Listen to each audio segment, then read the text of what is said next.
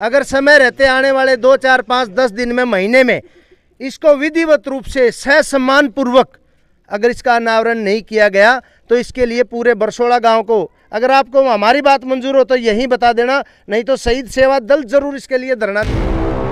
और ये जो स्कूल का नाम है ये रखा गया है शहीद नफे सिंह के नाम पर, लेकिन इसी स्कूल में उसी शहीद का अपमान किया गया। जिन लोगों की जिम्मेवारी बनती थी, जिन लोगों ने इनको बनवाया, जो ठेकेदार है, जो मूर्तिकार है, जो रखने वाले हैं, सब लोगों की जिम्मेवारी बनती थी, उन्होंने किसी भी आदमी ने अपनी जिम्मेवारी नहीं निभाई। तो ऐसा कहा जाता है कि जो मूर्तियां होती हैं वो पत्थर की बनाई जाती हैं, कई बार वो सीमेंट की बनाई जाती हैं, लेकिन ये जो मूर्ति है इसमें से कुछ आवाज़ आ रही है, मैं आपको सुनाता हूँ। लेकिन दुर्भाग्य की बात है, जो हमारी एग्जीक्यूटिंग अथॉरिटी है, जो प्रशासनिक अधिकारी है जिला स्तर के, ये काम उन्होंने करवाना होता है। उन्होंने तो अपनी तरफ से बजट भेज दिया। अब जो अधिकारी जिनकी ये प्रशासनिक ड्यूटी है कि ये स्टैचू शहीदों के जिन्हें लगवाने हैं, उनकी संवेदनशीलता पता नहीं कहाँ खो जाती है। नमस्कार, आप देख रहे हैं संसार क्रांति, मैं हूं प्रदीप कुमार। सभी दर्शकों को मेरी राम राम।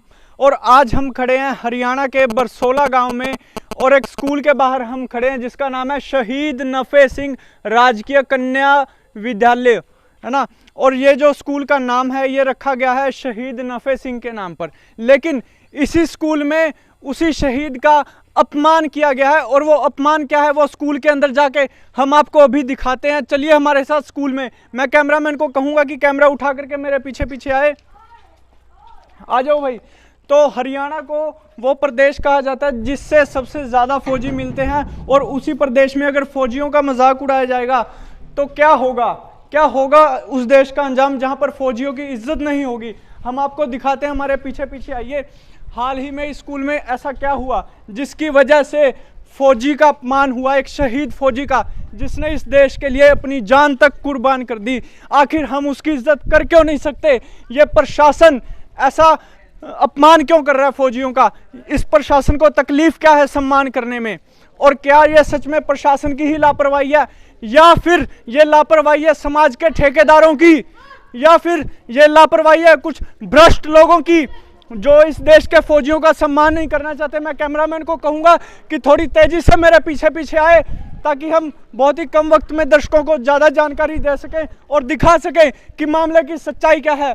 मैं एक बार कैमरामैन को कहूँगा कि ये जो यहाँ पर हाल ही में शहीदी स्मारक बनाया गया है, जिसको वो कह रहे हैं कि इसको हमने एक शहीदी स्मारक के रूप में स्थापित किया है, इसको एक बार गौर से दिखाए। और मैं लोगों को कहूँगा कि एक बार इसमें देखिए कि आपको क्या कमी लग रही है, आपको क्या इसमें लग रहा है कि इसको गलत क्यों बनाया गया है।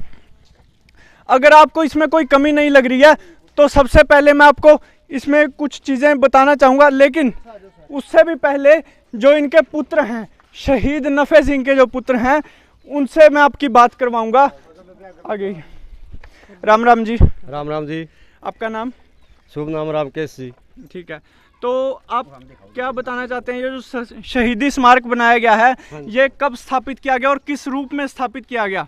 ये जो शहीदी स्मारक बनाया गया ये 23 शहीदी दिवस वाले दिन टिकाया गया रात के 7:30 बजे। इसमें कोई भी गांव का या पंचायत का कोई आदमी नहीं था, कोई बच्चा बूढ़ा कोई आदमी नहीं था। तो ना इसका चेहरा, जो शहीद नफे सिंह का चेहरा है वो मिलता है, ना किसका मतलब कोई डंग डाल से कुछ भी नहीं मिलता इसका।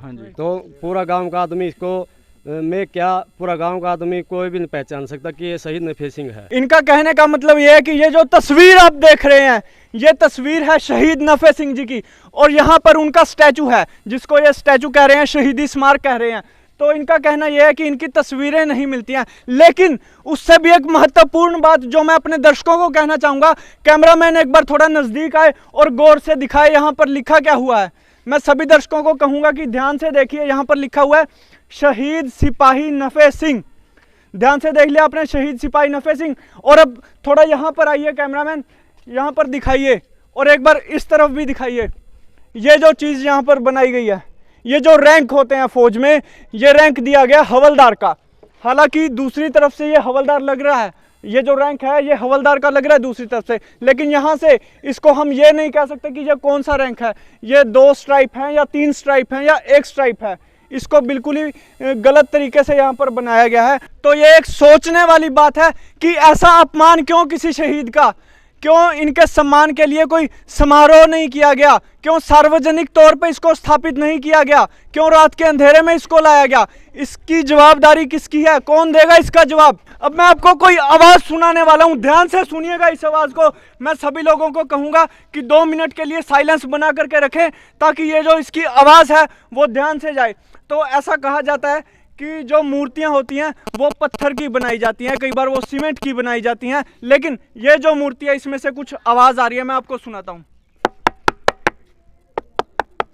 ये ऐसी आवाज़ क्यों आ रही है, ये खोखली क्यों है, इसकी जवाबदारी किसकी है, कौन देगा इसका जवाब।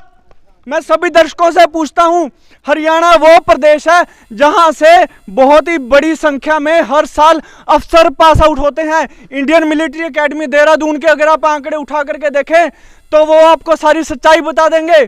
अब हम आगे की जानकारी लेंगे शहीद सेवा दल के प्रधान से, जिनका नाम है सावन सिंह, उनसे हम आगे की बातचीत करेंगे। राम राम जी।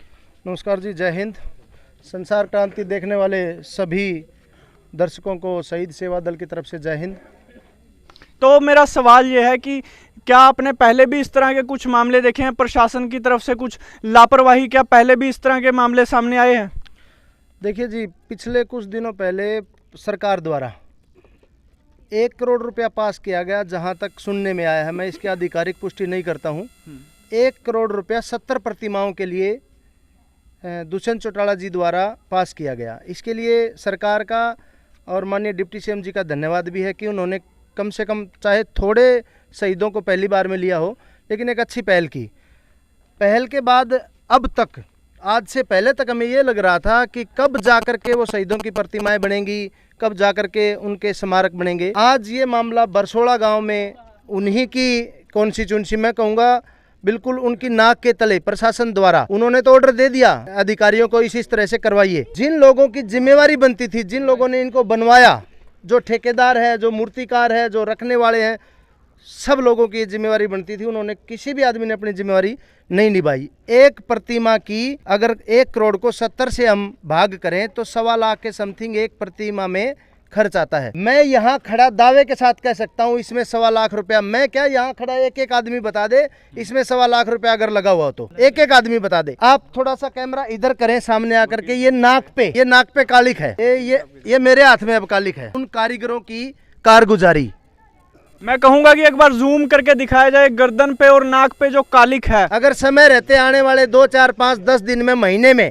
इसको विधिवत रूप से ससम्मान पूर्वक अगर इसका अनावरण नहीं किया गया तो इसके लिए पूरे बरसोड़ा गांव को, अगर आपको हमारी बात मंजूर हो तो यहीं बता देना, नहीं तो शहीद सेवा दल जरूर इसके लिए धरना। अब मैं इस मामले में राय जानना चाहता हूं एक वकील की, कि इस मामले में एक वकील क्या कहते हैं, वकील की समझ क्या कहती है इस मामले में, क्योंकि उनको कानून के बारे में काफ़ी जानकारी होती है और वो केवल वकील ही नहीं बल्कि एक गाँव के सरपंच भी हैं। इस नाते से मैं चाहता हूँ कि वो अपने कुछ विचार साझा करें। राम राम जी। राम राम भाई। सबसे पहले तो मैं संसार क्रांति जो चैनल है उसकी पूरी टीम को अपनी तरफ से धन्यवाद देता हूं और बधाई देता हूं कि उन्होंने एक ऐसे इशू को आज उठाया है जिसका इस देश के अंदर बहुत ही बड़ा महत्व है।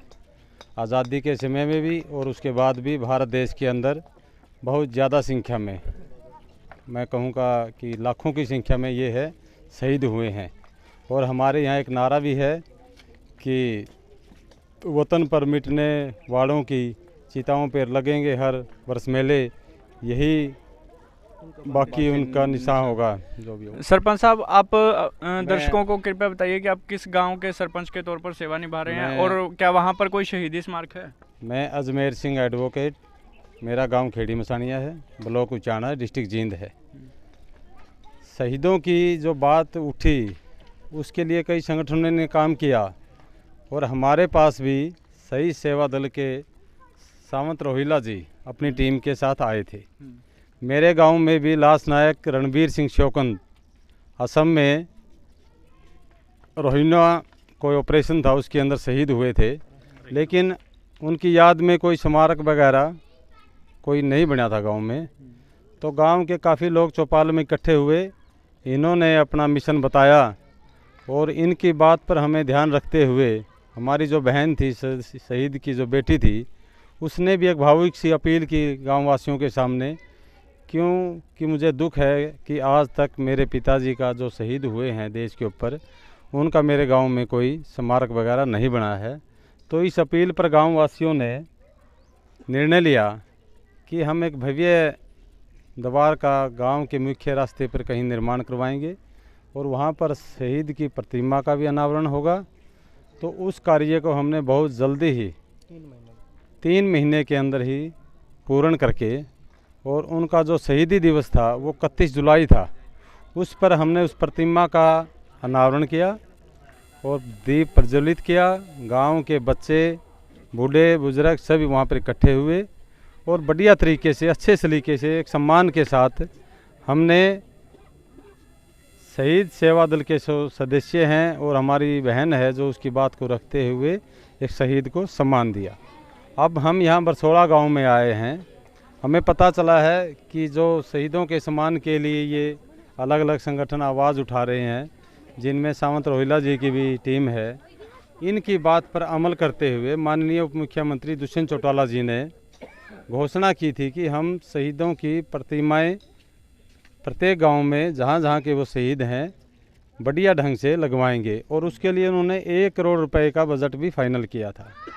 लेकिन दुर्भाग्य की बात है, जो हमारी एग्जीक्यूटिंग अथॉरिटी है, जो प्रशासनिक अधिकारी है जिला स्तर के, ये काम उन्होंने करवाना होता है। उन्होंने तो अपनी तरफ से बजट भेज दिया। अब जो अधिकारी जिनकी ये प्रशासनिक ड्यूटी है कि ये स्टैचू शहीदों के जिन्हें लगवाने हैं, उनकी संवेदनशीलता पता नहीं कहाँ खो जाती है। वो पढ़े लिखे लोग हैं, शहीदों के सम्मान का भी उन्होंने पता है किस प्रकार से करना चाहिए, लेकिन मैं यही कहूँगा कि उनकी चेतना कहीं सोई हुई है। उन लोगों ने अपनी चेतना को जगाते हुए ये जो स्मारक है, सबसे पहले तो इनके लिए एक गांव की लोगों, प्रबुद्ध लोगों से जानकारी लेके एक अच्छी जगह का सिलेक्शन करना चाहिए। व इस जगह हम इस शहीद का स्मारक बनाएंगे। फिर जो उसको बनाने वाले लोग हैं वो एक्सपर्ट होने चाहिए, जो शहीद स्मारक को बढ़िया ढंग से उसकी अच्छी फिनिशिंग के साथ रूप दे सके।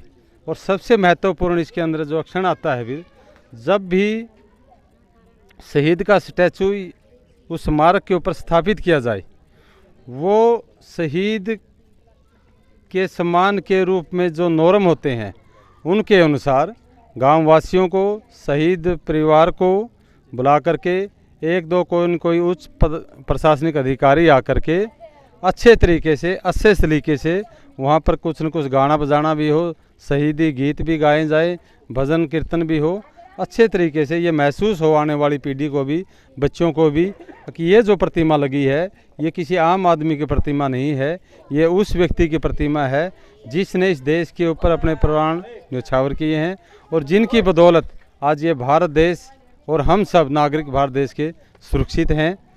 शहीद वास्तव में वही हैं जो सीमाओं के ऊपर देश की रक्षा करते हुए अपनी छाती के अंदर गोली खा करके अपने प्राणों की देश के ऊपर आहुति देते हैं, वही शहीद कहलाते हैं।